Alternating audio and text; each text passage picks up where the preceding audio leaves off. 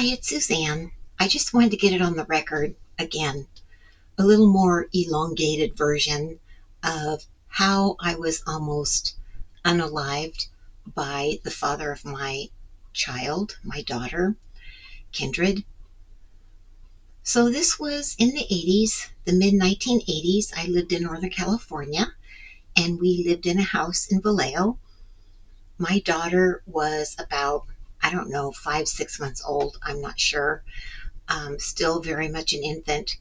Um, and I was sitting on the couch in the living room. I had her laid up against my abdomen and she was sound asleep.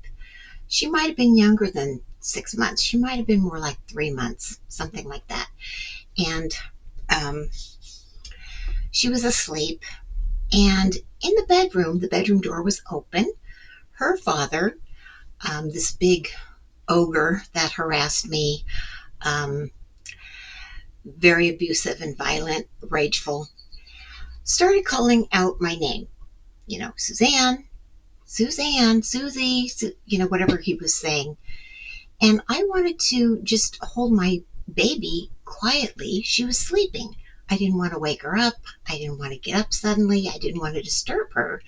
And I thought, well, any normal person is going to get up and look around and try to find me and see why I'm not answering. Instead of doing that, he was enraged and came bounding out of the bedroom, ran over to me, face all red, veins sticking out of his neck, laid over on top of the baby, choking. Hands were on my neck. And I really thought he was going to kill me and smother the baby at the same time. And he was doing that. Suddenly, he grabbed the baby, ran out the front door, and drove off with her. I guess he laid her on the front seat. I don't know.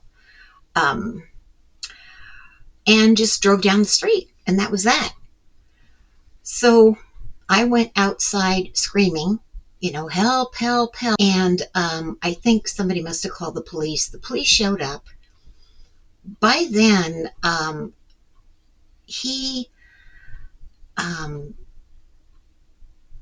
I'm trying to think. I was really in shock.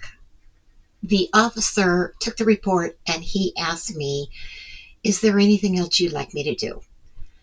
And I just was like, no, like, aren't you going to help me? In those days, they didn't automatically arrest the perpetrator. They didn't take him away like they do now. Back in those days, they saw domestic violence as a family issue.